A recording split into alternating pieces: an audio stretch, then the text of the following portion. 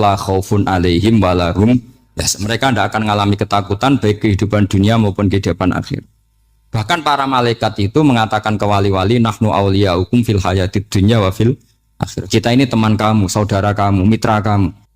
Terus cara berpikir niku udan niku rahmat. Terus termasuk tobat sing sah niku dawuh Imam Ghazali kon adus nganggo banyu udan sing ceblok langsung. Mergo nak liwat kenteng kadang kentenge iku hasil sumbangan proposal. Terus mun sing langsung mawon sing liwat plastik mun mboten mandi niku. Mboten mandi niku sing niku enggak usah mak niku. Terus dulu di antara syarat tobat niku dawuh Imam Ghazali niku adus udan sing perawan, maksudnya sing asli ceblok saking pundi langit niku langsung sampean ombe. Nak tepak nggih tobat, nak mboten tepak nggih lara niku. Kenapa sholat itu lebih indah ketimbang nikmatal wiqa misalnya, nikmatnya hubungan biologis? Jawabnya ulama itu gini, lucu jawabannya sederhana. Nikmatnya kamu punya anak itu apa? Jawabnya ulama itu lucu. Kalau sakit dia sembuh, kalau hilang dia datang. Saya ulang lagi ya, kalau sakit dia sembuh, kalau hilang dia datang. Sekarang orang tua yang punya anak sakit koma di UGD atau di emergency, itu senangnya tuh mengalahkan kesenangan apa saja. Kira-kira orang yang berhubungan intim atau yang hubungan biologis dengan orang yang sedang anaknya sembuh dari koma, senangnya senang mana? Senang yang melihat anaknya sembuh dari koma. Senikmat apapun hubungan biologis, senang anaknya yang hilang ketemu. Nah, kalau anak ketemu saja orang seseneng itu, apalagi kita di surga. Ketemu zat yang lama kita sembah, yang lama kita rindukan, yang lama kita rindu. Kemudian ketemu di surga. Maka tidak ada artinya surga tanpa melihat Allah Subhanahu wa Ta'ala. Memang harus dijelaskan secara rohani. Akhirnya orang ngerti bahwa nikmat tertinggi di surga adalah melihat Allah Subhanahu wa Ta'ala. Karena kalau anak-anak muda mungkin protes, ya enggak, ya enak kumpul sama widadari gini-gini. Wah itu kan yang trauma bojone jelek gitu. Wah itu yang bojone jelek mesti kesusu masuk surga karena itu sudah jelek, cerewet, nggak mati-mati kan gitu. Terus dia ingin masuk surga mesti niate welek, mesti pikiran pertama itu kumpul widadari. Tapi ada ulama yang bikin analogi tadi, misalnya istri kamu cantik, kemudian anak kamu sakit, koma. Hubungan dengan istri sama dengar berita anak kamu sembuh, seneng mana?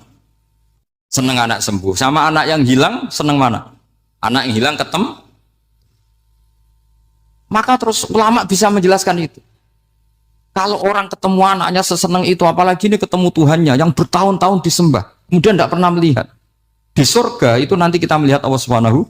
Makanya Allah begitu bangganya mempromosikan surga. Surga itu apa? Surga itu wujuhu yauma idzin nadhirah ila rabbiha nadhirah, yaitu wajah-wajah berseri-seri dan melihat. Itu tanpa dijelaskan seperti ini Anda akan janggal, enaknya di mana? Tapi setelah dijelaskan detail gini oleh ulama, maka kita akan tahu an-ni'matul uzma sing enggak ada perbandingannya adalah nikmat masuk apa? Surga karena melihat Allah Subhanahu. Ya jadi saya berkali-kali pokoknya minta sekali hadil umat harus umat yang rasional, terutama dalam mengemban tauhid. Karena tauhid ini yang disebut kalimah. Sampai Allah mengistilahkan kepada Nabi Ibrahim itu waja'alaha kalimatam baqiyatan fi aqibi. Kalimat tauhid adalah kalimat yang akan abadi di anak cucunya Nabi Ibrahim. Baik anak cucu yang karena gen mau anak cucu yang karena sebab, yaitu santri dengan kiai. Dan itu caranya gimana? Umat Islam jangan berhenti belajar mantek. Makanya di MGS, di Qudsiah, di TBS, semua pondok pasti ngajarkan mantek, di Bendan, ilmu logika. Itu tadi, kalau kamu tidak bisa menemukan tauhid dengan cara tadi, dengan cara al-alam mutaghayyir wa kullu mutaghayyir hadis labudan min bukhtis, paling tidak pakai ilmu yang dilakukan Rasulullah SAW. Yaitu masyhur itu, saya sering cerita di mana-mana. Ada orang namanya Jubair bin Mut'im, Muhammad bin Jubair bin Mut'im. Itu dulu dia kafir.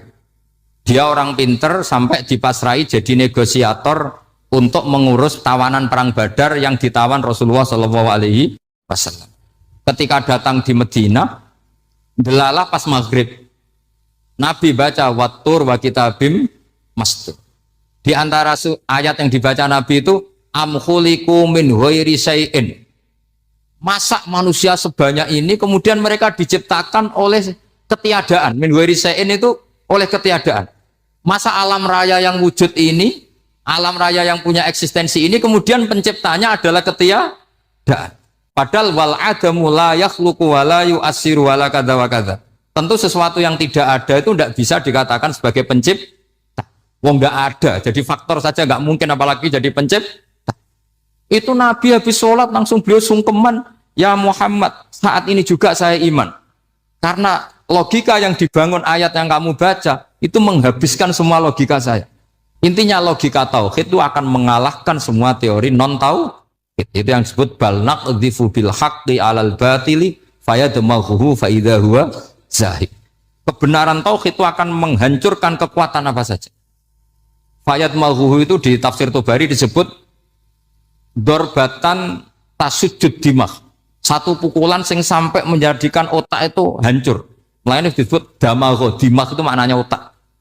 Maka kamu jangan khawatir kalau Islam didiskusikan di Uni Soviet, didiskusikan di Kanada, didiskusikan di Korea, pasti kalimat tauhid akan mengalahkan kalimatul batil. Pasti ja'al haqqu wa zahaqal batil, innal batila kana zahuq. Tapi syaratnya kita harus kuat.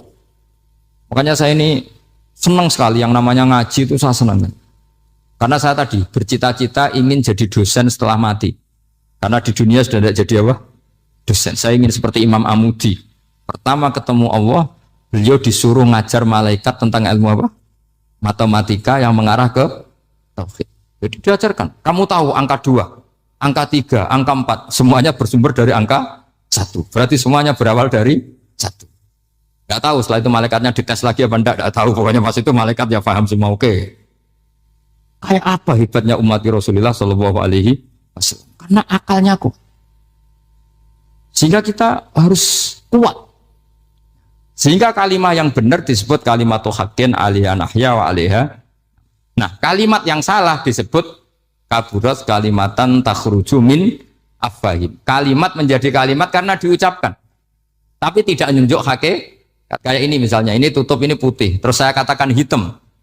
Berarti saya mengatakan ini hitam sebagai kata-kata karena diucapkan, tapi tidak pernah menjadi hakikat karena hakikatnya ini putih. Itu hebatnya Quran. Makanya Quran kalau gojlek orang kafir itu, gojlek orang kafir itu sebut apa? Kaburat kalimatan takhruju min afwahim. Tapi untuk kalimat tauhid dikatakan apa? Yusabbitu walladzina amanu bil qaulif tsabit fil hayatid dunya wa fil akhirah. Sebagian disebutkan wa ja'alaha kalimatam baqiyah. Kenapa kalimat tauhid itu kalimat yang abadi? Karena Allah sebagai Tuhan di dunia juga sebagai Tuhan di akhirat dan selalu Tuhan pada masa yang tidak terbatas. Itu disebut wa ja'alaha kalimatam baqiyah. Kemudian umatnya Nabi mengganti kalimat yang gampang. Allah punya sifat baqa, punya sifat akhir. Maksudnya akhir itu la akhirah lah. Terus semuanya. Yang paham ya alhamdulillah, yang enggak paham dikon ngapal no. Wujud kidam baqa mukhalafatul khawadisi qiyamuhu bi nafsi wahdaniyat qudrat irad. Wes paham. Lah kok sing rada alim terus roh bedane iki sifat ma'ani iki maknawiyah. Cara Mu'tazilah ngene, cara ahli sunnah ngene. Wah itu sudah kejlimetan baca. Sementing wujud kidam. Nah, kenapa pertama yang disebut wujud? Karena yang membedakan kita dengan paham ateisme itu ya sifat wujud, yaitu mereka mengatakan alam raya ini dimulai dari ketiadaan. Wah itu akal mana saja itu nggak bisa nerima, masa ketiadaan menciptakan sesuatu yang ada. Maka kata Ibnu Hajar al Asqalani ketika mentafsirkan mensarai hadis salasun mangkunna fihi wajata halawatal iman. 3 hal ini kalau kamu paham maka menemukan manisnya iman. Manis itu enak. Terus kata Ibnu Hajar al Asqalani, saya masih ingat betul dalam sarahnya Fathul Bari, wa yusamma inda ahlil aql, misalnya al-iltizat al-aqli. Agama ini mengajarkan kenyamanan cara berpikir. Coba kalau sampean seorang doktor atau seorang profesor atau seorang pinter, kemudian kamu dipaksa mengimani bahwa alam ini diciptakan oleh ketiadaan, itu bisa tidur gak? Oh, tidak bisa tidur. Sampean misalnya orang pinter, dididik di kampus atau dididik di pondok. Alam ini yang wujud, yang menciptakan itu sesuatu yang tidak wujud. Kamu bisa tidur enggak kira-kira? Ini guru apa? Ini sarap ini. Mosok hadil maujudat khalaqahal adam. Sesuatu yang wujud diciptakan ketika. Tapi agama ini membawa sesuatu yang menyenangkan untuk akal. Yaitu hadhil maujudat khalaqaha wajibul wujud. Maujudat yang wujud ini diciptakan super maujud. Yaitu oleh bahasa pondok disebut wajibul wujud. Kan terus seneng. Wajar dong kalau sesuatu yang ada diciptakan oleh yang ada. Nah tentu ada pencipta, terus ada super, disebut wajibul wujud. Kan terus enak. Nah, itu kata Ibnu Hajar al-Asqalani disebut wajadah halawatal iman. Sehingga kita tidak usah khawatir. Makanya saya itu termasuk orang yang nggak khawatir. Apapun rusaknya dunia ini, kacaunya dunia ini akan kalah dengan kalimatut tauhid.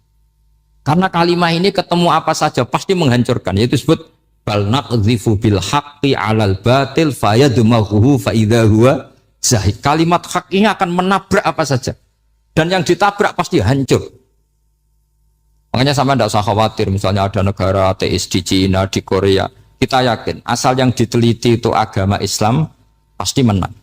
Nah yang susah kalau yang diteliti orang Islam. Itu susah. Karena yang copet kadang-kadang ya umat. Apalagi di negara mayoritas muslim, nanti copetnya, premannya, koruptornya, semuanya beragama Islam. Makanya kita hanya punya pilihan dua itu, umat Islam dan Islam yang kumat itu dok. Kalau tidak umat Islam, ya Islam yang kumat. Tapi kalau kalimat tauhid itu kalimat yang aman, tak jamin. Tak jamin 100%. Sehingga saya itu kalau ditanya profesor Pak Bak, kalau suatu saat Indonesia jadi negara yang sangat terbuka, kemudian ada sekolah perbandingan agama, menurut Anda prospek Islam gimana? Saya jawab asal yang dikaji Islamnya bukan orangnya, pasti Islam tetap prospek. Asal yang dikaji apa? Islamnya bukan orangnya. Kalau orangnya ya masya Allah. Itu tadi kalau tidak umat Islam ya Islam yang.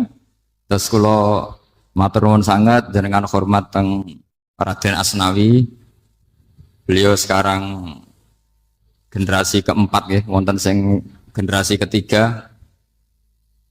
Nasab kula kepanggih Raden Asnawi teng Asnawi sepuh. Terus Raden Asnawi gada bah namine Abdullah Husnen, terus Ibu Ayu Sofia niku binti Asnawi sepuh. Kula buyut kula kandung damaran niku Hafsah binti Maksum bin Soleh bin Asnawi sepuh. Kenapa saya cerita zuriyah? Terus satu peradaban. Gini bahasa Indonesia mohon nggih. Sane gaul. Satu peradaban itu yang bisa bangun itu zuriyah. Zuriyah itu komunitas gen. Meskipun nanti komunitas gen itu bisa disadap atau dibajak oleh orang-orang yang tidak gen. Jadi agak ilegal tapi itu sah. Karena sampean bisa misalnya kalah nasab sama saya, misalnya bilang nanti ketemu di Nabi Adam saja Gus gitu. Nanti pasti kita ketemu di siapa? Nabi Adam. Terus kedua, kekalahan nasab itu udah abadi karena nanti setelah jenengan ditanya di kuburan, bapak kamu siapa? Itu disuruh jawab Nabi siapa? Ibrahim. Terus kekalahan nasab sampean nanti berakhir di kuburan karena nanti dijawab siapa bapak kamu, disuruh jawab siapa? Nabi Ibrahim. Jadi yang punya bapak Karmen apa itu sudah selesai, sudah nggak dipakai lagi. Nanti pakai siapa? Nabi siapa? Ibrahim. Nah, kenapa saya cerita bahwa nasab gen itu akan disatukan oleh satu visi ilmiah yang objektif. Gini ku dawe Nabi Yusuf, wattaba'tu millata abai Ibrahim wa Ishaq wa Yaqub. Terus dawe Nabi Yusuf, maka nalana an nusyrika billahi min syai'. Jadi saya ngikuti leluhur saya. Ini dengerin ya, saya ngikuti leluhur saya, yaitu Nabi Yakub bin Ishak bin Ibrahim. Leluhur saya itu siapa? Maka nalana an nusyrika billahi min syai', yaitu keluarga besar yang tidak pernah melakukan kemusyrikan. Ya, keluarga besar kami punya tradisi tidak pernah melakukan kemusyrikan. Dan bahkan itu dibahasakan tidak mungkin kita ini melakukan kemusyrikan. Maka lana itu kira-kira kalau bahasa Indonesia itu kita ini tidak mungkin melakukan kemusyrikan. Nah, kenapa demikian? Itu berangkat dari logika yang permanen. Disebut yusabbitu Allahu alladziina aamanu bil qouli tsabiti fil hayatid dunya wa fil akhir. Logika permanen itu begini misalnya. Kita ini kan hidup dari bapak dari ibu terus sampai Nabi Adam. Kemudian setelah Nabi Adam ini berakhir, kemudian kita mau tidak mau berpikir Nabi Adam itu siapa? Terus diterangkan ternyata Nabi Adam itu satu makhluk hidup yang mulanya dari tanah. Lewat wahyu Allah, lewat titah Allah kun, kemudian jadi manusia yang bernama Adam. Sebelum Adam ada bumi, ada langit, ada cakrawala, macam-macam. Kemudian itu kita rumuskan lagi, asal usulnya adalah tidak ada. Adamiyun makhdun. Akhirnya kita tahu bahwa alam raya ini diwujudkan setelah dari tidak ada. Nah tentu terus kita berpikir, dari tidak ada menjadi ada itu pasti penyebabnya adalah sesuatu yang ada. Nah yang ada itu disebut wajibil wujud. Karena wajibil wujud ini wujud sendiri, nggak ada saingannya. Karena Allahu ala syai'amahu, Allah ada dan tidak ada pesaingnya. Maka kita ini berpikir nggak mungkin ada kekuatan manapun yang menyamai Allah. Sehingga nggak ada Yesus mungkin menyamai Allah, nggak ada Fir'aun, nggak ada Lata, nggak ada Uzza. Makanya disebut maka nalana an nusyrika billahi min syai'. Kita ini tidak mungkin melakukan kemusyrikan. Sama tidak usah tanya saya, Gus, tapi orang menjadi musyrik itu kan mungkin. Jawabannya itu tetap nggak mungkin. Kemusyrikan itu satu teori yang nggak mungkin. Tapi kalau orang musyrik itu mungkin. Memang akan dilibat. Tapi karena kita kenal yang membawa kita beliau banyak ke Korea. Saya itu beli pesolatan tuh bukan 1 2 sampai 2 kerdus 3 kerdus. Itu mulai dulu, mulai saya ngiai sampai sekarang. Tak bawa ke Sragen, ke Solo Tigo, termasuk tak bawa ke Korea. Jadi mungkin ya ini GR saya ngaji di sini itu barokahnya jualan pesolatan. Tapi bukan jualan yang cari laba enggak, karena tak gratiskan, tapi itu dagang akhirat lah kira-kira gitu. Jadi kalau saya masuk neraka kita era pantas, bakul pesolatan kok masuk neraka gitu, kayak itu nggak pantas itu. Karena saya termasuk orang ya yang cara berpikir itu optimis. Dulu di sini ada orang alim alama namanya Raden Asnawi. Terus kemudian sejarah agak berpolemik, ada yang mengatakan beliau itu muridnya Syekh Nawawi, ada yang mengatakan tidak. Apapun itu yang saya yakini adalah beliau ya saling istifadah lah, saling bermanfaat bagi Syekh Nawawi Banten. Saya punya catatan sejarah banyak tentang Raden Asnawi karena guru-guru kita itu akan ketemu di Syekh Nawawi Banten.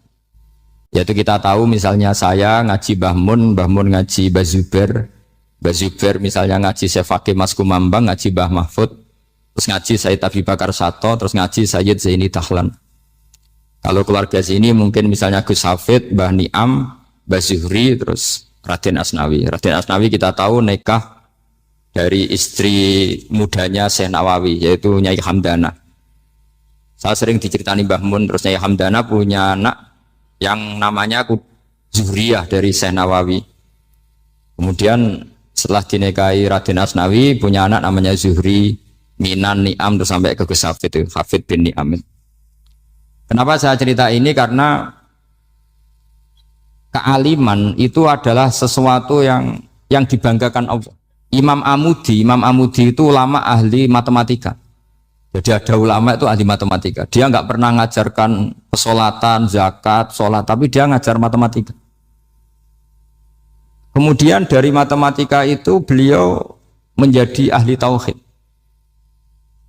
Sehingga nanti Mungkar Nakir itu gak akan tanya dia marabbuka wa manabuka, karena dia punya rencana yang ngajar tauhid itu saya kata. Jadi kalau dia akan merebuka, pangeran kamu itu siapa? Malaikat malah dilawan. Kamu pernah ngajar tauhid? Saya ini guru tauhid. Singkat cerita, saking keramatnya Imam Amudi, kata Allah, ya Amudi, presentasikan ilmu tauhid yang lewat jalur matematika ke semua malaikat saya. Semua malaikat saya tahu cara berpikir matematis. Karena malaikat itu imannya itu iman mauhibah, karena dia malaikat. Ya iman karena tahu neraka, tahu surga, terus dia iman. Kalau kita enggak, kita iman tuh pakai logika, jadi lebih keren. Loh betul. Malaikat itu ketika bangga, ya Allah, apa ada orang yang imannya di atas kita? Jawabnya Allah ada. Siapa? Ya orang-orang kudus, kata Allah. Kira-kira gitu. Kenapa? Ya betul. Karena kamu iman saya itu wajar, kamu tahu saya, tapi mereka nggak tahu saya tapi iman. Kenapa bisa iman ya Allah? Karena mereka punya logika, punya akal. Akhirnya Imam Amudi disuruh sama Allah presentasikan logika tauhid kamu lewat jalur matematika. Malaikat disuruh dengerin semua, Isma'u ya malaikati, ini mimpinya wali. Terus Imam Amudi mulai mengajarkan nisbatul isnaini ilal wahid wa nisbatus salasa wal arba'ah ila ma la nihayatalah niku binisbatin wahidah, yaitu far'un minal asli wa wa al wahid. Mbok angka sebanyak apapun 2, 3, 4 sampai 1 miliar itu nisbatnya ke angka 1 adalah nisbatul far'i ilal asli, semuanya berasal dari 1. Maka hadhil awalim atau hadal alam ila ma la nihayatalahu, tetap semuanya ini cabang dari 1, yaitu wujud dari 1, yaitu Allah Subhanahu wa ta'ala. Sehingga semenjak itu ditiru sekian ulama, akhirnya malaikatnya mantuk karena kepastian kalau Allah satu yang diyakini malaikat itu sepasti logika yang dibangun orang-orang manusia ini, padahal tidak ngerti Allah Subhanahu wa ta'ala karena pakai akal. Sehingga di pondok itu orang harus ngerti mantek. Orang mantek itu ilmu yang jelimet tapi menyenangkan. Biasanya sing sinau ambek rokokan, sawangannya kayak filosof. Jadi paling gak agak paham dia alasan. Penting nikmati rokok, tak pikir nikmati pemikirannya, ternyata nikmati rokok. Kayak kemarin saya datang ke resepsinya Gus Agil, saya itu tertawa terus karena dengerin Habib Mutahar. Saya membaca bahayanya rokok, setelah tahu bahayanya saya berhenti membaca. Tak pikir itu kan setelah tahu bahayanya saya berhenti merokok, ternyata enggak. Saya baca bahayanya apa? Merokok. Setelah saya baca, maka saya berhenti membaca, gitu. Bukan berhenti merokok. Itu ilmu kelas tinggi seperti itu harus mentek.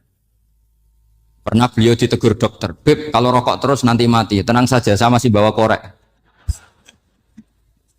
Dikira itu kan orangnya yang mati, ternyata beliau enteng saja. Santai aja dok, saya masih bawa korek. Jadi saya bukan nyarankan santai rokok, tapi orang rokok itu memang punya logikanya sendiri. Kalau Banafek Hajen itu masih pernah bahasa juga. Karena Banafek juga turunan Mbah Mutamakin. Hak, rokok itu haram tau ora? Nak cara kula darani haram sebuti bah. Lah iya, nak haram ya bener aku. Mulane tak obong, barang haram apike diobong. Jadi saya sama orang-orang sepuh itu tidak pernah menang. Jadi apa ya? Mereka itu orang yang sudah lama gimana ya, mau dikatakan bulat itu ya, tapi memang nggak pernah kalah mereka. Ada satu kiai masih misananya Banafek, ini rokok 2 katanya. Bagi yang nggak ngerokok berarti membiarkan 2 haram masih. Bagi yang merokok berarti mengurangi haram. Kalah lagi saya. Jadi saya tuh pernah dibully 2 mbah saya karena 2 mbah saya ini rokok semua. Akhirnya saya sing nom ngalah gitu. Karena saya tidak mungkin bilang sing waras ngalah karena kalah sepuh gitu. Jadi ya sudah, mau tidak mau harus bilang sing nom. Tapi yang penting itu kita mendengar. Jadi ternyata sepinter-pinternya kita itu mesti kalah pinter sama yang sepuh-sepuh itu. Jadi kalau tahu bahayanya rokok lewat membaca ya harus berhenti merokok. Berhenti membaca katanya. Nah malaikat ini cerita lagi malaikat. Saya memang dari awal niat hormat Raden Asnawi karena buyut-buyut beliau itu ketemu di buyut saya. Saya ini turunan Mbak Asnawi sepuh. Terus cuma buyut saya itu nikah Lasem, terus saya keceluk cucunya keluarga Lasem. Sebetulnya saya juga cucu Kudus. Tapi terus alhamdulillah sekarang kembali karena buyut saya menyuruh saya ngajar di Damaran, terus sampai sekarang saya ngajar di Damaran. Tapi buyut saya itu masih lahir di Damaran. Namanya Mbak Hafsah, itu Hamsah binti Maksum bin Soleh bin Asnawi Sepuh. Sama seperti nasab di sini Raden Asnawi, Mbak Abdul Husnan, terus Nyai Ayu Sofiyah, terus Mbak Raden Asnawi. Saya mau cerita, jadi ilmu itu lebih keren kita. Sehingga Rasulullah Shallallahu Alaihi Wasallam pernah ngendikan, saya ini rindu sekali li ikhwani, kata Nabi itu ikhwani. Kata sahabat bilang, alasna ikhwana kaya Rasulullah, bukankah kita ini saudara kamu, saudara engkau ya Rasulullah? Tidak, antum ashabi, kamu itu sahabat saya. Siapa teman-teman kamu itu ya Rasulullah? Yaitu kaumun yang tidak melihat saya, kemudian iman kepada saya. Jadi mereka seperti kita semua di Kudus ini tidak melihat Rasulullah Shallallahu Alaihi Wasallam, tapi iman sama Nabi. Dan ketika malaikat yubahi bikum malaika, Allah bangga dengan malaikatnya, membanggakan kita. Sampai malaikat tuh sentimen, kok bisa ya Allah? Ya karena tadi, kamu iman sama saya wajar, karena kamu melihat surga, melihat neraka, melihat aras.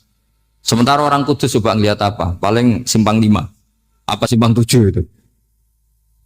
Tapi imannya nggak kalah dengan malaikat. Kenapa nggak kalah? Karena tadi kita diajarkan bahwa nisbatul isnaini wassalasah wal arba'ah ila ma la nihayatalaha itu sama-sama nisbatul far'i ilal asli. Tetap yang asli adalah angka 1. Jadi nggak mungkin aslu hadhil asya nggak dari Allah itu, nggak mungkin. Tetap dari zat yang 1. Kemudian tentu ini bukan nisbatul walad ilal walid, anak ke bapak tentu enggak, tapi nisbatul khaliq sama makhluk. Tapi apapun itu pasti 1. Sehingga Imam Amudi akhirnya masuk surga lewat jalur itu, tidak usah lewat pertanyaan man rabbuka wa man nuka. Kelasnya disuruh ngajar malaikat. Saya punya rencana jadi pengajar malaikat nanti itu kan. Jadi orang-orang Kudus yang dapat barokahnya Raden Asnawi nanti jangan mau kalau ditanya man rabbuka wa man nuka. Kelasnya itu harus apa? Jadi gurunya malaikat. Karena bapak kita Nabi Adam itu keren. Nabi Adam itu adalah orang yang disuruh Allah, dipresentasikan, dibanggakan Allah di depan para malaikat. Ketika ada malaikat yang agak hasut, tapi itu tidak malaikat papan atas, malaikat yang kebanyakan. Itu kan agak gak terima Nabi Adam jadi apa? Khalifah. Sampai malaikat ini usul ataj'alu fiha mayufsidu fiha wasfikut. Makanya kalau saya protes sama malaikat itu malaikat yang ini, bukan Jibril sama Israel. Kalau protes Israel bahaya ya. Bisa dihabisin.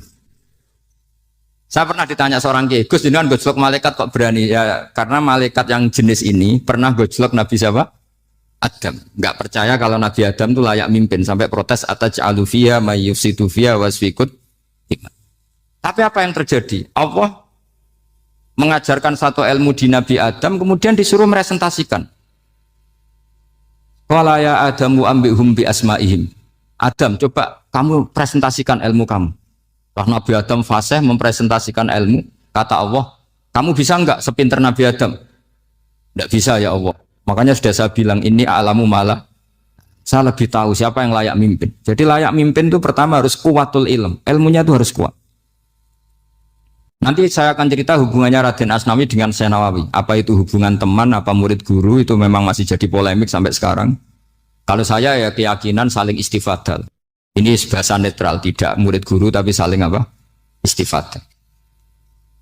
Kata Syekh Nawawi dalam tafsir Munir itu, ilmu itu nomor 1. Sehingga beliau setiap ada ayat fa inna hizballahi humul ghalibun, beliau pasti menafsiri bil hujjah wal barohin la bisaulah.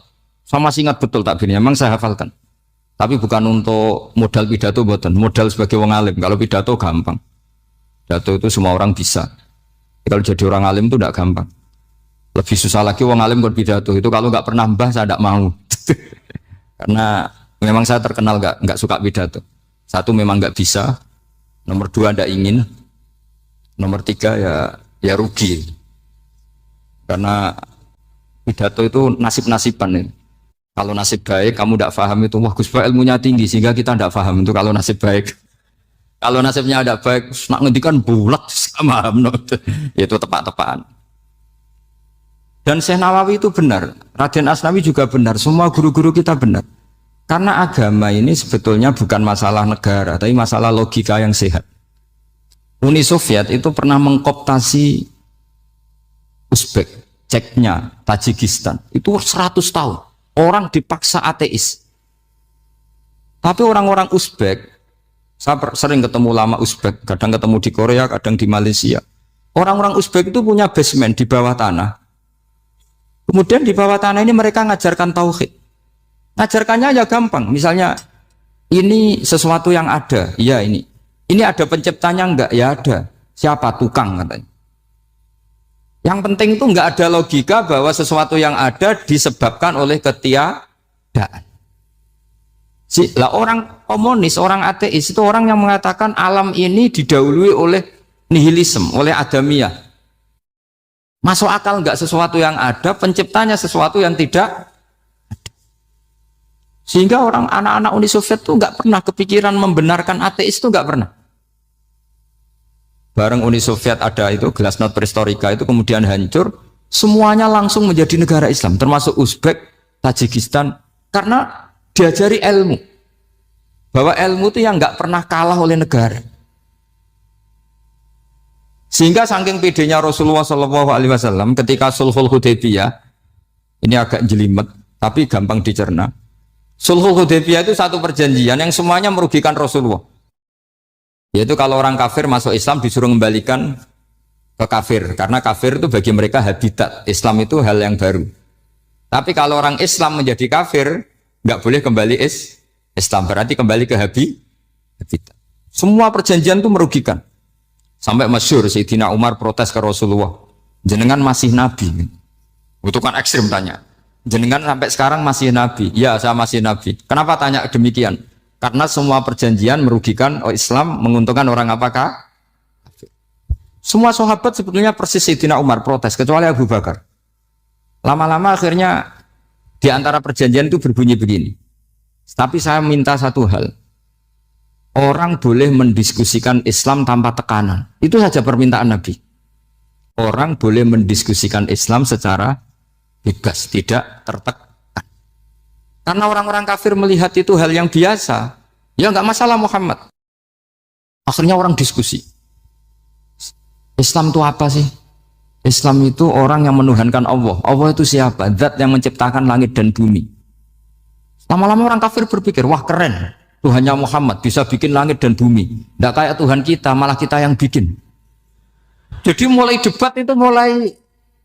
Terus ada yang cerita lagi, saya pernah loh nyembah Lata, pas itu dikencingi luwak. Masa ailahun ya bulu ali sa'laban, masa Tuhan kok dikencingi luwak? Yang agak-agak ahli kitab ya diskusi lagi. Wah kayaknya Yesus tidak Tuhan, masa Tuhan kok kelaparan, lemes, wah repot nanti. Jadi makanya Allah ketika gojlok wa ummuhu siddiqah kana yakulani ta'am. Mal masih ibnu Maryam illa rasul qad khalas min qablihir Rasul wa ummuhu siddiqah kana yakulanit. Coba paradok enggak misalnya, kamu didolani Nabi Isa terus ketok lemes. Kenapa Tuhan? Saya agak sakit keroi dulu. Kan enggak kebayang itu. Punya Tuhan yang sakit setelah makan sehat terus. Kan enggak kebayang seperti itu. Ketika Nabi punya konsep Tuhan, Tuhannya Muhammad itu siapa? Yaitu zat yang la awalalah, zat yang pertama. Lalu Tuhan itu siapa? Tuhan itu yang menciptakan langit bumi. Tuhan itu siapa? Yang memulai segalanya. Lama-lama mereka berpikir, wah kalau gitu yang benar itu Islam. Maka kata Imam Zuhri, Syihabuddin Az-Zuhri, famaka nafathun fil islami a'zoma min sulhil Hudaybiyah. Innama kana nasu yatafaduluna fil hadis wal munaza'ah. Semua teks riwayat itu ada kata wal munaza'ah. Orang bebas ngomong dan berdebat. Munaza'ah itu berdebat. Terus akhirnya falam yatakallam ahadun bil islami yaqilu syai'an illa dakhala fihi. Kemudian setelah berdebat dan mereka tahu Islam pasti akhirnya masuk. Dan itu yang sekarang terjadi di dunia. Makanya saya pernah ditanya seorang profesor, Gus, kalau di Jogja ada sekolah perbandingan agama, menurut Anda gimana? Asal itu tentang agama, enggak apa-apa.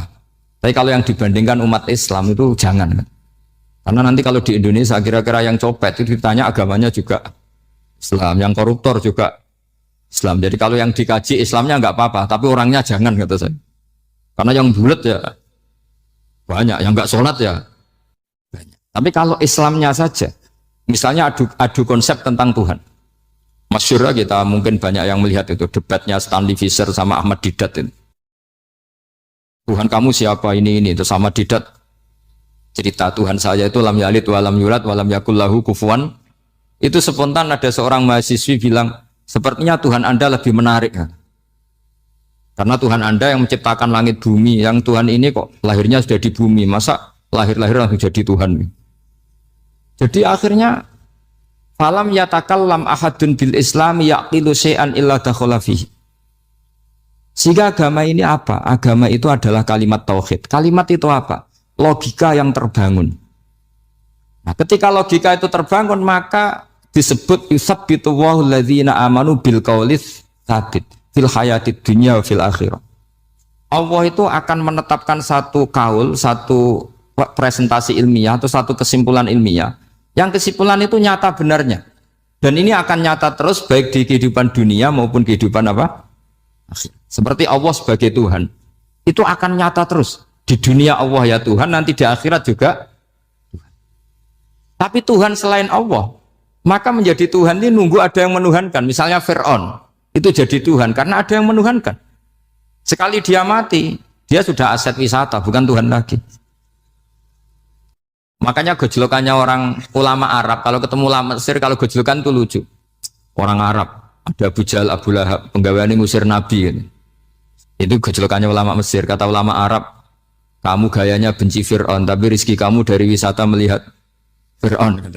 Itu gejolokan. Gejolokannya ulama Arab sama ulama Mesir. Sehingga agama ini mengajarkan apa? Satu kalimat. Makanya kamu harus belajar mantek. Dulu Raden Asnawi ya pengajar mantek. Dulu buyut saya di sini Mbah Fauzan, abahnya Mbah Pah itu, mbahnya itu juga pengajar mantek. Karena di antara yang diceritakan Allah itu wa ja'alaha kalimatam baqiyatan fi aqibih. Tugas utama Nabi Ibrahim adalah menjadikan satu logika. Kalimah itu logika. Itu menjadi logika yang abadi. Baqiyah itu abadi. Fi aqibih di anak turunnya Nabi Ibrahim. Misalnya begini, saya beri contoh ya. Misalnya saya mengatakan teh ini hitam, itu menjadi kalimah karena diucapkan, tapi tidak menunjuk hakikat karena tehnya berwarna apa? Kuning. Sehingga Quran kalau menyalahkan orang kafir itu ngendikannya kaburas kalimatan takhruju min afwahihim. Omongannya orang kafir itu menjadi kalimat karena diucapkan dari mulutnya. Kenapa menjadi kalimat? Karena diucapkan tapi tidak menunjuk hakikat. Seperti orang mengatakan 2 ditambah 2 itu 10. Itu kalimat, tapi kalimat yang salah. Karena tidak menunjuk hakikat. Seperti orang kafir mengatakan Tuhan itu 3. Itu kalimat karena diucapkan, tapi tidak menunjuk hakikat. Tapi ketika seseorang mengatakan Allah itu Tuhan, Tuhan itu satu, itu disebut kalimatu haqqin 'alaiha nahya wa 'alaiha namut. Memiliki tahlilane wa 'alaiha napa wa biha. Wa 'alaiha napa wa biha. Wa'alaiha ya ada yang tahlilan wabiyah itu nggak tahu sanatnya dari mana, pokoknya ada yang wa'alaiha ada yang biha. Kenapa dikatakan kalimat tauhid? Karena kalimat yang dari kesimpulan berpikir. Dan agama ini dibawa Nabi Ibrahim itu untuk membawa kalimat tauhid.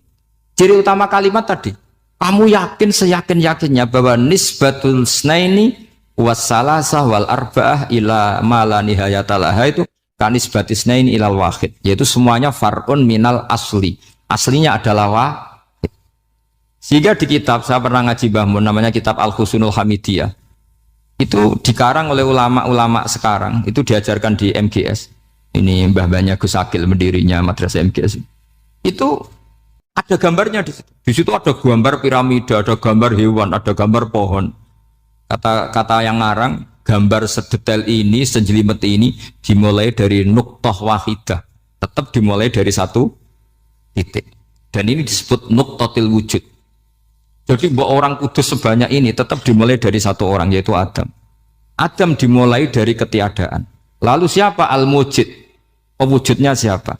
Hanya Allah Subhanahu wa ta'ala. Sehingga ulama-ulama termasuk Syekh Nawawi itu paling suka ngendikan semua makna Quran dikumpulkan di Fatihah, Fatihah dikumpulkan di Bismillah, Bismillah dikumpulkan di Ba, karena di Ba itu ada titik nukdotil wujud, yaitu disingkat bi kana makana wa bi yakunu ma yakun. Karena saya, kata Allah, semuanya akan ada. Dan karena saya yang nggak ada, semuanya suatu saat ada. Disebut nuqtatil wujud. Nah, kita meyakini kalau Allah satu itu seyakin-yakinnya. Karena nggak mungkin angka nggak dimulai dari angka satu. Begitu juga gambar seapapun julumete. Misalnya sampean gambar zaman saya kecil, gambar paling favorit itu apa, kambing bertarung. Itu gambarnya kan susah. Daripada gambar kambing bertarung susah terus dibikin kotak saja, tembok. Kalau tanya gurunya, gambarnya mana? Di belakang tembok, Bu. Ini itu dulu saya diwarai anak-anak nakal ya. Jadi semua satu gambar itu disuruh gambar harimau, yang satu disuruh gambar kambing bentrok, yang satu disuruh gambar matahari, semuanya kotak semua. Ini itu, Bu, gambarnya di belakang apa? Tembok. Maka nggak kelihatan kata sih. Jadi gurunya kalah cerdas. Dan guru itu sebenarnya nggak pernah menang, karena murid itu lebih pinter. Itu teman saya dulu kalau ngaji itu, kalau tes itu ngerpek baca. Gurunya marah, kamu tes kok baca? Enggak ngerpek, Bu. Ini belajar di kelas. Katanya belajar kapan saja, di mana saja. Acuh. Jadi apa ya? Orang itu kadang yang salah itu lebih masuk akal kadang-kadang ini. Saya teruskan ya supaya ini dapat barokahnya Raden apa? Asnan. Saya mohon sekali ya, kalimatul haqqin itu harus kamu jaga. Caranya jaga ya tadi. Kalau kamu tidak bisa ilmu mantek, misalnya al-alam mutaghayyir wa kullu mutaghayyir hadis la budda min muhdits, itu kan jelimetan. Pakai saja teori umum bahwa gambar apapun jelimetnya itu dimulai dari satu titik. Karena nggak bisa, nggak dimulai dari satu titik, tidak bisa. Maka alam apapun jumlahnya nggak terhingga, tetap dimulai dari al-wahidul qahar, yaitu satu titik. Yaitu dalam konteks tauhid tentu itu Allah Subhanahu wa ta'ala. Sehingga Nabi Ibrahim itu orang paling sukses bikin wajah alaha kalimatam baqiyatan fi aqibi. Terus Nabi Muhammad begitu, sahabat gitu, sampai kita sekarang diajari ilmu mantek. Ilmu mantek itu logika yang nggak terbantahkan. Karena mau tidak mau. Kata Imam Syafi'i, fa innal uqula muttarratun ila qabulil haq, karena akal akan dipaksa menerima kebenaran. Dan itu yang terjadi di Uni Soviet. Dikooptasi 100 tahun untuk berfaham ateis, dilawan oleh ilmu, tetap menanamkan ilmu tauhid, ilmu mantek. Ketika Uni Soviet secara politik runtuh, semuanya menjadi muslim, termasuk negara-negara yang dulu dikooptasi. Maka kamu tidak usah kecil hati di Indonesia, mau apapun rusaknya negara ini, asal kita cara bertauhid benar, insya Allah tetap meninggal husnul khotimah. Karena sudah janjinya Allah, yusabbitu walladzina amanu bil qaulis tsabit. Sing jelas itu nomor satu tuh al qaulis tsabit. Memang itu logika yang masuk akal. Jadi jangan kira semua orang ditanya amar rabbuka, enggak. Banyak ulama yang enggak ditanya, masyhur itu dalam cerita keramat-keramat. Ada guru tauhid ngajarin tauhid. Setelah ditanya mungkar nakir, Imam Malik datang. Kamu nanya ini, man rabbuka man nabiyuka, kamu tahu ini guru Umul Barohin yang tukang ngaji tauhid. Guru tauhid kok ditanya apa? Malaikatnya nggak jadi tanya.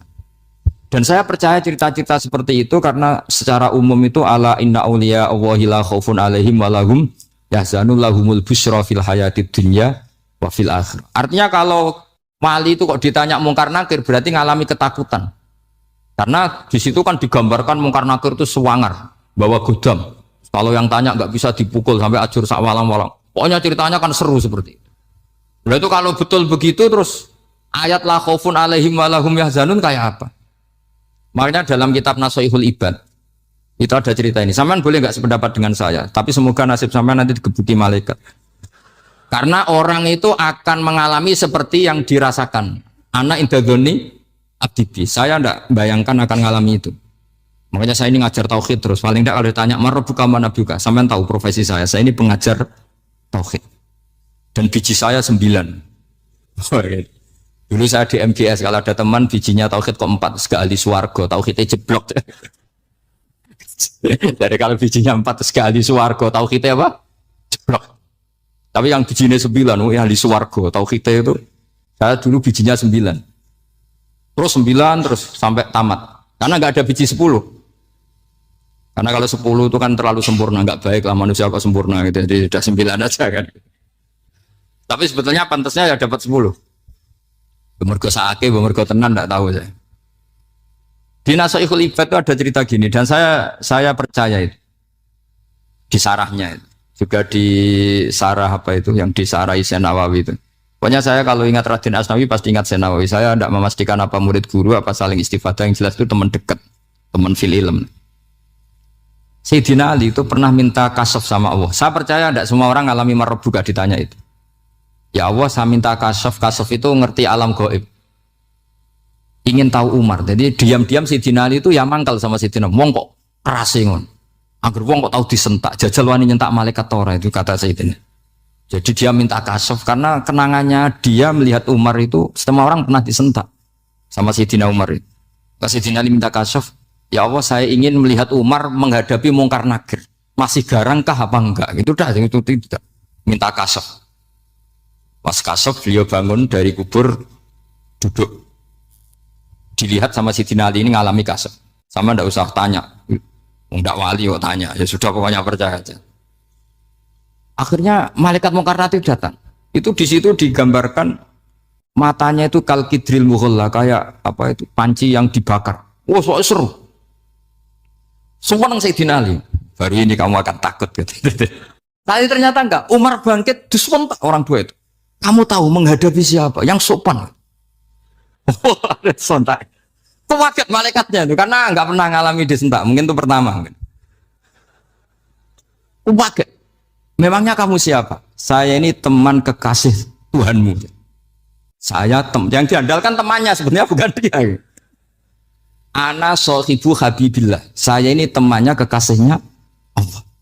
Jadi dia mengandalkan temannya sebetulnya bukan mengandalkan dirinya.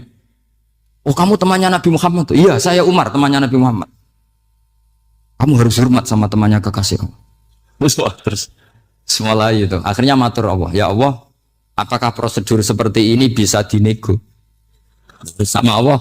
Oh iya katanya. Kamu kalau menghadapi kekasih saya ya jangan seperti itu katanya. Semenjak itu beliau sopan santun dua mungkar nakir itu. Jadi ini berita gembira. Jadi sebetulnya itu enggak. Tapi kita ini kan enggak punya nyali nyentak mungkar nakir. Semoga dengan gelar kita doktor tafsir, doktor tauhid gitu. Atau paling enggak guru kutsiyah tauhid gitu.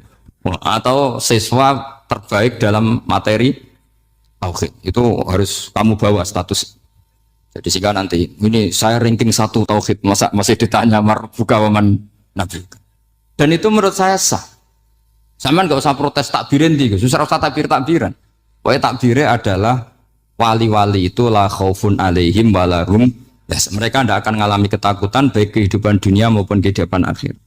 Bahkan para malaikat itu mengatakan ke wali-wali nahnu awliyaukum fil hayatid dunya wa fil akhir. Kita ini teman kamu, saudara kamu, mitra kamu. Masa mitra kok nutui itu kan nggak fair.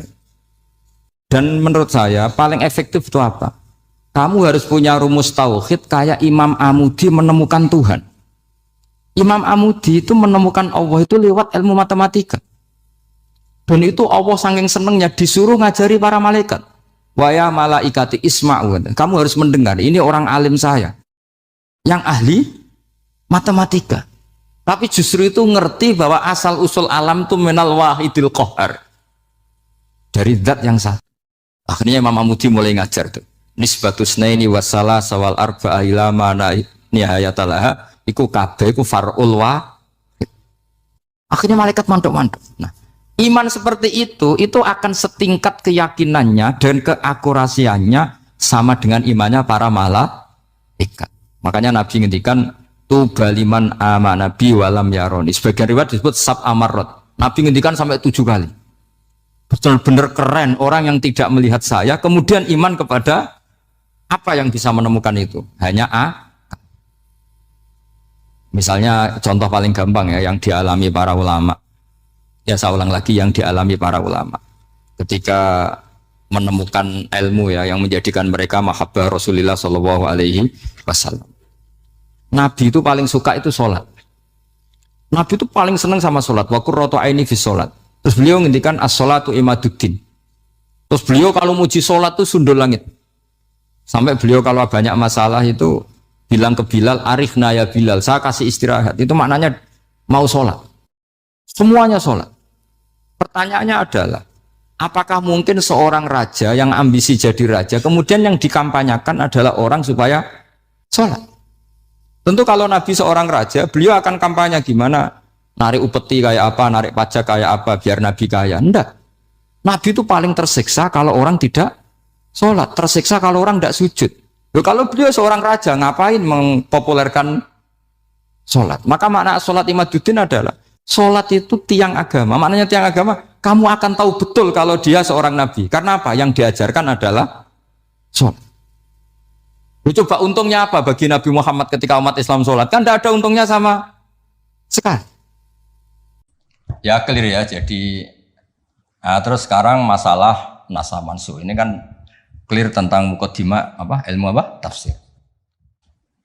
Nama nasa mansuh itu kelihatan datar, tapi itu urgen sekali. Karena agama sebagai aturan ya atau solusi mau tidak mau kan bersentuhan dengan hukum sosial yang tidak akidah. Saya tadi sudah matur Pak Arsoyo, agama yang tidak akidah itu kan bersentuhan dengan hukum sosial. Kalau yang akidah jelas Allah itu satu, la ilaha illallah wahdahu la syarikalah. Kalau sosial, saking bersentuhan dengan sosialnya itu Pak Fathul Wahid, Imam Syafi'i itu punya istilah begini Pak Arsoyo. Ketika Nabi misalnya sodakoh atau zakat pakai kurma atau pakai susu kering misalnya, sodakoh atau zakat, atau dulu ngamal pakai dinar, pakai apa? Dinar. Itu langsung dianalisis kutil balad. Pokoknya makanan pokok zakat itu ngambil makanan pokok. Berarti di Indonesia pakai apa? Beras. Ketika Nabi sodakoh pakai dinar, langsung dianalisis pakai saman, yaitu alat tukar atau uang yang sah. Jadi kamu tidak usah memaksakan mentang-mentang anut sunat Rasul, terus kamu makan kurma, terus bisa mencret. Terus mentang-mentang sunat Rasul, saya tidak pernah sedekah, karena sekarang nggak ada dinar. Nabi kan sedekahnya pakai dinar, medit ya alasan. Kalau mau kikir saja, tidak usah punya alasan. Lama-lama Pak Arzo nggak jadi wakaf tanah, karena Nabi nggak pernah wakaf tanah di Sleman, wakafnya di Mekah. Oh ini kan tanahnya di Sleman. Lama-lama ada orang nggak sholat, Nabi sholatnya kan di Mekah, kita kan di Indonesia. Bisa rusak semua kalau ya pakai mersiskan sunnah Rasul. Itu ada analisis. Nah, itu juga yang menjadikan kenapa harus ada ulama usul fikih, orang yang bisa menganalisis. Apa bisa? Misalnya begini, saya beri contoh di bab haji. Nabi itu domisili di Medina, karena di Medina itu melewati Dal Khulaifah yang sekarang disebut Bir Ali. Maka mikotnya Nabi ya dari Bir Ali. Tapi kalau orang Yaman ya dari Yalamlam, atau orang Indonesia rata-rata terbang lewat Yalam. Mungkin orang tertentu di kawasan Jirona ya Jirona. Ada yang dari Tanim, ada yang dari Juhfa. Jangan mentang-mentang kamu orang Indonesia ikut sunnah Rasul terus memaksakan dari Indonesia di atas Yalamlam mohon niat ihram. Enggak, saya nanti aja dari Birali. Nabi kan dari lama-lama enggak ada orang berani tempat di Sleman. Nabi kan hidupnya di Medina kok Sleman. Hadisnya mana? Ini panjang. Analisis itu penting supaya orang itu proporsional. Apa orang itu? Itu juga bagian dari ulumul Quran. Ulumul Quran. Sehingga kalau kamu nuruti persis, misalnya begini, saya pernah ditanya. Ini saya, Pak Arsoyo, Pak Fathul Wahid, kalau naik Innova atau naik mobil, kan mesti dungo, wes soleh lah, jadi tak alani mesti mergo wes soleh. Nak kowe lali numpak terus untuk gratis mangkat kabeh. Kalau yang soleh-soleh gini itu kan kalau naik ya subhanalladzi sakhkhara lana hadza wa ma kunna lahu mukrinin wa inna ila rabbina munqalibun. Itu jelas di Quran tuh wal khaila wal bighala wal hamir wal khaila wal bighala hamir. Jelas yang dicontohkan di situ ya kendaraan itu ya unta, khimar, kuda. Dan karena yang dikendarai itu hewan, dulu Allah membayangkan juga litas tahu ala duhuri, kamu naik di punggung hewan itu, sumatazkuru ni'mata rabbikum idastawaitum alaihi wa taqulu subhanalladzi sakhkhara lana hadza. Terus kamu sekarang naik pesawat, naik Innova, ini kan tidak kuda, ini kan tidak unta. Jadi gak usah doa itu, karena doa itu untuk apa? Naik kuda atau unta. Ya kacau semua kalau gitu. Nah, makanya dibutuhkan ilmu namanya usul fikih. Usul fikih itu kira-kira analisis. Yang dilakukan Nabi itu jenis ubudiyah makhthah sehingga nggak bisa dinego, atau jenis produk sosial, atau jenis Nah, kalau produk sosial ya tadi sudah musyawarah sama Pak Arso tadi ya kontekstual atau apa kondisional namanya produk apa? Nanti lama-lama gini pakai mic jangan, Nabi dulu gak pernah pakai mic. Bid'ah itu ya, panjang nanti ceritanya panjang. Ya jadi seperti sekarang kembali ke nasab mansukh. Kenapa saya terangkan ini dulu? Karena begini, ada ayat yang berlawanan 180 derajat sekalipun, kalau masih bisa dianalisis karena produk sosial, itu kategorinya tidak nasah mansukh. Kecuali sudah gak bisa dianalisis pakai analisis tadi. Misalnya begini Pak Arsoyo, ada ayat itu qatiluhum, kalau ketemu musuh itu beranikan kamu berani perang, duel. Tapi ada ayat fa'fu anhum wasfah, abaikan saja, maafkan saja. Dan sama-sama pernah terjadi. Nabi, sahabat dulu dipakai bal-balan Abu Jahal di Mekah, nggak melakukan perlawanan. Tapi setelah periode Madinah melakukan apa? Perlawanan. Kata banyak ulama, seperti itu golek nang bab nasaman golek ini. Seperti itu produk analisis. Ketika Nabi lemah dan jumlahnya baru 6, baru 10, kan nggak mungkin ada perintah boleh perang atau harus perang karena ini nggak realistis, apa? Nggak realistis. Sehingga ayat-ayat Makkiyah rata-rata ya produknya fa'fu anhum wasfa, maafkan saja, ya. Paham ya? Tapi ketika di Medina udah punya orang gagah berani, sahabat-sahabat Ansor jumlahnya besar, komunitasnya besar. Terus digobal-balan menengahnya kan ya lucu. Lucu kan? Lucu. Itu kan ada konteksnya, Pak. Ada konteks. Kalau seperti itu maka nggak perlu dianggap ayat fa'fu anhum wasfah dinasah pakai ayat perang. Ya sama lah seperti pertama orang Indonesia didatangi Belanda nggak tahu apa-apa zaman agresi, zaman dulu agresi. Bisa apa? Terus banyak yang terpelajar, banyak ada yang bisa jadi pilot, tentara sudah terbentuk, kiai-kiai komunitasnya besar ya melakukan apa? Perlawanan. Tapi nggak perlu kamu katakan perlawanan itu satu hal yang harus karena ini Belanda penjajah. Daerah sekarang peradaban begini. Kan yang ada kerjasama kan, tapi dulu karena mereka datangnya musuhi, ya kan itu kan urusan kondisi ya kondisional, nggak bisa disamaratakan, ya. Nah, saya baca ya masalah nasab mansukh itu. Nasab mansukh itu komentarnya harus persis seperti saya ini, itu baru benar. Kalau enggak rapati benar. Ayat yang berlawanan tadi, jika konteksnya itu bisa dianalisis kondisional, maka masalahnya bukan nasab mansukh itu ralat hukum. Nah, kalau yang enggak kondisional kayak tadi, Nabi pernah menghadap Baitul Maqdis terus dipindah ke Ka'bah. Sampai sekarang ya harus Ka'bah. Dulu iddah ketika orang ditinggal mati suaminya pernah iddah itu 1 tahun. Wasiyatan li azwajihim mata'an ilal hauli ghaira ikhraj. Berarti pernah iddah berapa? Setelah itu dinasah ya tarabbas nabi anfusihinna arba'ata asyuriw wa asyra. Jadi 4 bulan 10 hari. Nah, itu nasab mansukh karena enggak bisa dianalisis secara apa? Sosial. Ini kalau baca ya, yang bisa dianalisis secara sosial. As-salisu ma umira bihi li sababin summa yazulu sababu. Kal amri khinad du'fi atau khinad du'fi wal qillati bisabri was-safhi. Summa nusikha bi ijabil qital. Wa hadza fil haqiqati laisa naskhon. Apa laisa naskhon? Karena bisa dianalisis asal usulnya. Nah ini biar difoto itu apa ini? Mulai ini ma umira li sababin ini. Foto dulu nanti biar ada yang tanya. Nah sehingga kiai-kiai Jawa ketika meskipun ngaji Jalalain, ngaji kitab Jalalain, tafsir Jalalain, kan sering ada ayat misalnya lakum dinukum waliyadin, kadang sebagian dikomentari mansukhun fi ayatis sayf atau fi ayatil qital. Itu kiai Jawa tidak ada yang ikut meskipun mereka baca kitab karena ngerti konteksnya apa? Ya, misalnya kita dulu ketika Jepang datang ke sini itu memang jajah ya kita bilang ada revolusi jihad, misalnya resolusi jihad, ada resolusi jihad. Dulu Mbah Hashim, Mbah Ahmad Dahlan juga sepakat melawan penjajahan, apa ngelawan? Jadi ketika di kesini studi banding atau kesini tukar ilmu ya nggak ada masalah kan? Bahkan di Quran sudah diumumkan wa in ahadum minal musyrikin astajaruka ya fa'ajirhu hatta yasma'a kalam Allah. Ya, kalau ya kan ya tadi konteksnya beda. Ya konteksnya itu beda. Kemarin saya jagongan itu saya sama Pak Alwi Shihab, adiknya Pak Kures, kan dulu pernah Menteri Luar Negeri. Kata beliau, sekarang Gus ngomong rekonsiliasi cek susahnya, alasannya ngenang masa dulu. Nah, masa dulu ya ada yang sekarang nggak mungkin. Dulu pernah kan ada istilah zaman dulu pernah sedikit konflik dengan Malaysia, Pak Karno bilang ganyang. Nah, masa sekarang kan ya jelas enggak itu. Itu kan konteksnya beda. Dulu Mbak Hasyim, Mbak Madalan bilang resolusi jihad. Ya sekarang kan enggak. Malah anak-anak ini nunggu ada beasiswa ke sana. Enggak belajar malah dulu ayah Amsterdam.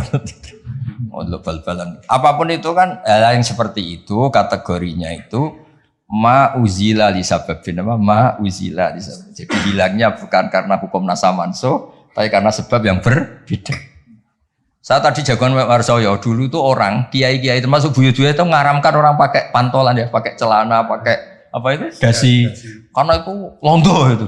Mantas sababi komen bahwa minum ya pernah kan ada era gitu.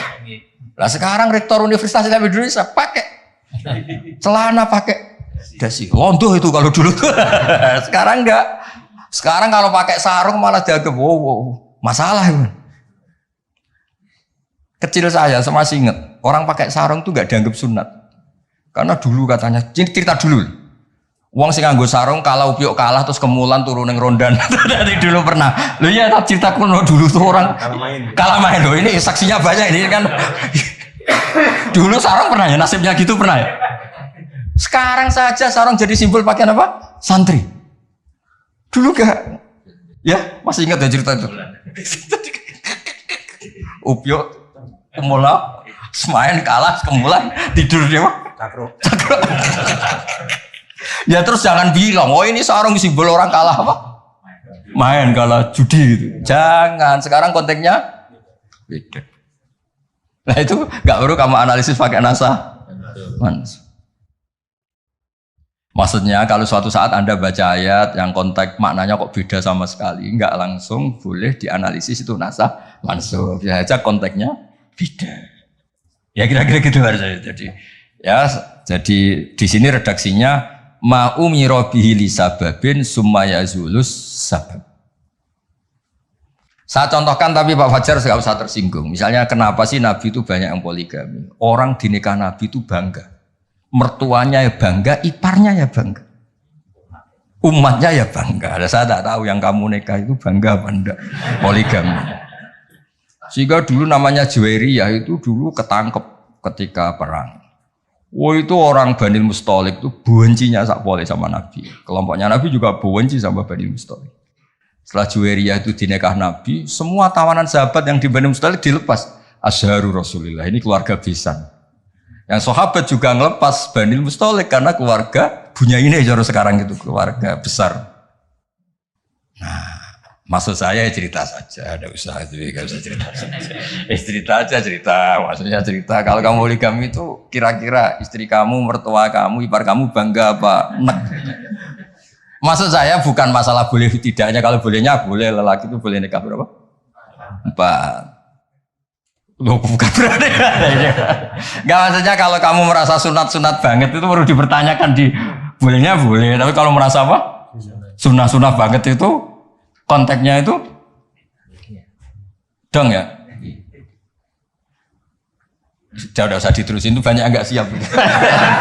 Inginnya yang di belakang tuh kalau boleh boleh aja Gus, gak usah catatan ya gitu. Ya sudah pokoknya ini ngaji rileks ya. Sekarang ini masih ada waktu 30 menit. Sekarang tentang mukjizat karena ini yang paling panjang itu tentang apa? Mukjizat. Saya sengaja saya letakkan di akhir. Saya baca takbir orisinilnya dari hadis Rasulullah SAW di Shahihul Bukhari. Saya ulang lagi di kitab Shahihul Bukhari. Nah, di kitab Shahihul Bukhari nomor hadisnya itu 4981. Kamu sudah hafal berapa?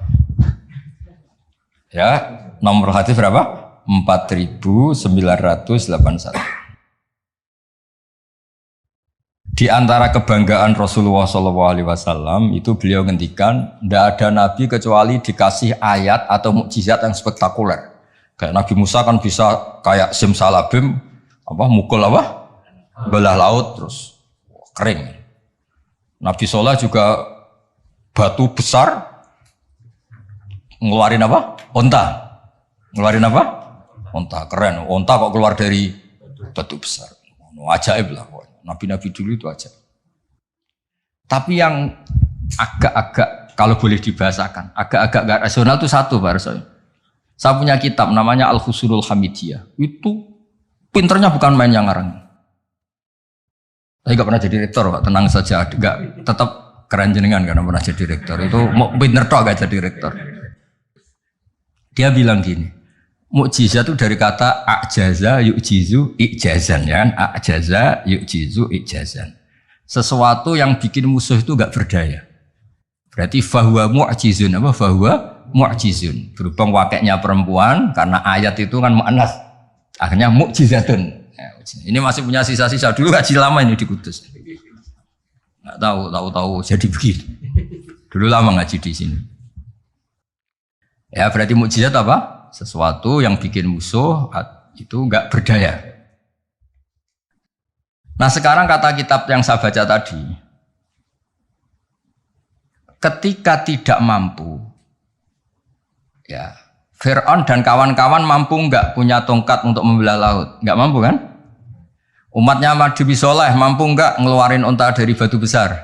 Enggak mampu. Nah kalau sekedar enggak mampu, siapapun enggak mampu bikin burung, juga enggak bisa bikin lautan. Kenapa enggak bisa bikin lautan enggak dianggap mukjizat? Ketika Allah bikin laut ya mukjizat, bikin burung ya. Mereka enggak bisa loh bikin orang kayak kamu gini kan enggak bisa. Nah, umatnya Nabi Pak Arso itu dilatih. Yang namanya mukjizat itu ayat apa saja. Terciptanya langit dan bumi, gunung, Semeru sampai gunung Jogja, Merapi. Semuanya itu mukjizat karena itu ayat Allah yang orang nggak akan bisa bikin. Sebab itu mukjizat Rasulullah itu dianggap paling rasional karena tidak usah nunggu yang dasar-dasar yang. Jadi cara Nabi Muhammad kalau ketemu Nabi Musa gejolokannya kira-kira gini. Musa mukjizat kok ngenteni ono ngono barang. Memangnya orang bisa bikin ayam, bikin pitik, bisa bikin nyamuk. Kan sama-sama berstatus mukjiz, sesuatu yang orang lain nggak bisa, makhluk nggak bisa. Lah umatnya Nabi itu nggak dilatih yang gitu-gitu, dilatih inna fi khalqis samawati wal ardi waqtilafil laili wa sabr wal fulki sampai kabeh la ayati liqaumi yaqilun. Kalau kamu punya akal tuh semua sudah mukjizat. Ngapain sih mukjizat kok nunggu gitu-gitu gitu. Clear ya? Jadi makna mukjizatnya tidak kena untuk umatnya Nabi Musa itu tidak kena. Untuk ngakui lemah saja kok nunggu pertunjukan. Bikin rambut aja kan ya ada. Bisa untuk ngakui Allah dijaya saja kok nunggu pertunjukan. Harusnya keseharian kita juga sudah ada pertunjukan Allah yang menunjukkan kita ini tidak siapa. Makanya di kita disebut wa ma min dabatin fil ardi wala ta'iri yatiru bi janahihi illa umamun amsalukum. Inna fi khalqis samawati wal ardi satrusya la ayatil liqaumi yaqilun. Enggak usah. Wa min ayatihi lailu wan naharu wasyamsu wal qamar. Semuanya itu sudah mukjizat, enggak usah nunggu. Nah, ini saya baca ya. Pak ngaji ini kondang. Saya baru ini ngaji seterhormat ini didampingi rektor sama sekretaris pembina badan wakaf. Kayaknya nanti kalau Mungkar Nakir ketemu saya, wah ini kayak hebat. Kenapa? Ngaji aja ditunggu rektor terus. Jadi rektor. Tapi tadi pas beliau nunggu saya, Pak Arso makom saya sudah yang kelima tadi. Tidak boleh hadir selain Allah. Jadi ya sudah. Akhirnya saya bilang, ini Allah sendiri yang mendatangkan, ini Allah sendiri. Sudah agak penting semua. Kalau pakai makom kelima, saya tidak terima kasih. Karena menolak kehadiran selain Allah tadi. Makomnya sudah kulillah, jumadarhum fi khawdihim. Kalau kamu masih butuh Pak Rektor, namun sebenarnya diangkat jadi dosen. Pak Fajar juga sudah butuh, dulu dosen nggak tetap, gara-gara kroninan terus jadi dosen tetap. Nggak apa-apa, tapi ini cerita guyon aja, tapi agak bener. Loh, kamu masih butuh kan? Kamu butuh kenal Rektor butuh nggak? Oh butuh sekali kan? Badan wakaf butuh sekali, nggak ngucur dananya bisa ditarik. Tadi Jogja sini bisa ditarik. Kalau makom saya tadi yang kelima tadi menolak hadirnya selain Allah. Itu makom musyahadah. Tapi saya enggak, saya tetap syariat tuh, matur nuwun. Saya baca ya. Kata Nabi, sabda Nabi, ma minal anbiya'i nabiyyun illa u'tiya minal ayat ma misluhu amana alil basar. Ini di hadis Bukhari. Ikutnya juz 4. Wa inna ma kana alladhi utitu wahyan awhahu wa ilayya fa arju an akuna aktsarahum tabi'an yaumal qiyamah. Semua nabi itu punya mukjizat yang dahsyat. Tapi itu tidak ada apa-apanya dengan mukjizat saya. Mukjizat saya itu Quran dan saya berharap dari mukjizat yang rasional ini kemudian pengikut saya yang terbesar. Nah, itu komentator sarahnya ini Fathul Bari dikarang oleh Ibnu Hajar Al Asqalani. Pengarangnya itu kelahiran Gaza. Gaza itu kelahiran Gaza. Ya, jadi Bukhari itu kitab Sahih Bukhari itu pengarang sarah paling terkenal itu Fathul Bari. Pernah dengar toh? Dengar toh ya? Nah, ya, itu tak bacakan. Komentarnya bagus di sini. Saking bagusnya nanti di itu Pak Hajar ya di foto. Komentarnya begini. Kenapa begitu ya? Kira-kira gitu. Pertanyaannya kenapa begitu? Ini rasional sekali cara analisisnya. Annal mukjizat al-madiyata kanat khisiyatan tusyahadu bil absor karena qati soleh wa asa Musa wa mukjizatul Qur'ani tusyahadu bil basirah fayakunu mayyatabi'u li ajliha aksar li annal ladzi yusyahadu bi ainir ra'si yang qaridu bin qiradi musyahidihi wal ladzi yusyahadu bi ainil aqli bakin yusahidu kullu man jaa ba'dal awal mustamirran. Foto dulu, engko tak terang. Nah, iki sing khisiyah boleh khisiyah.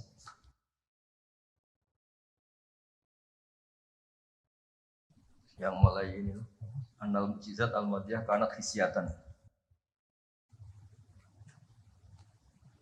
Ya nanti jeda asar terus yang ngopi-ngopi dulu ya kira-kira jeda setengah jam atau 1 jam habis itu ngaji apa? Hadis. Sesuai namanya tafaqquh tafsir apa? Ketuanya kamu apa, Mas? Kamu ketua ya, Pak? Saya biasa yang pengembangan. Apa? Divisi dakwah. Ini mau kamu Islamkan? Sudah Islam. Rono Sadili. Itu kali Imam Sadili masih sugeng, namanya dicatat nggak terima. Imam Sadili itu ganteng, kaya, alim. Itu Imam Sadili. Terus jadi toreko apa? Sadili ya. Yang ganteng, alim, kaya. Bodak dosen gini ndak kaya raya ini. Nggak punya atasan. Ini atasannya banyak. Sama Pak Nanang aja kalah. Kan Nanang kalah sama Pak Fatwa Akhir. Allah itu kalah sama Badan Wakaf. Ribet dunia. Yang benar saya itu langsung kulillah.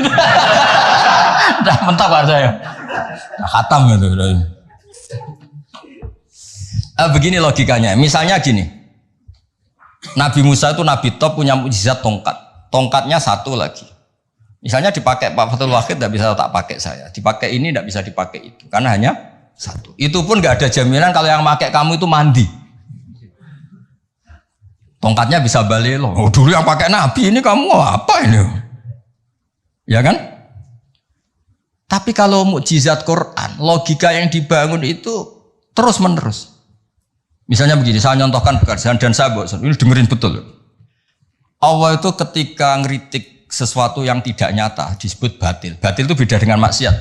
Maksiat itu perilaku sosial yang salah. Tapi kalau batil itu sesuatu yang nggak nyata, apa? Misalnya gini, orang nyembah makhluk, nyembah Namrud atau Fir'aun. Mentuhankan Fir'aun itu sesuatu yang nggak nyata. Yang benar Fir'aun itu manusia bisa mati dan nyatanya mati. Berhala Lata Uzza itu patung. Patung itu Tuhan apa batu? Batu.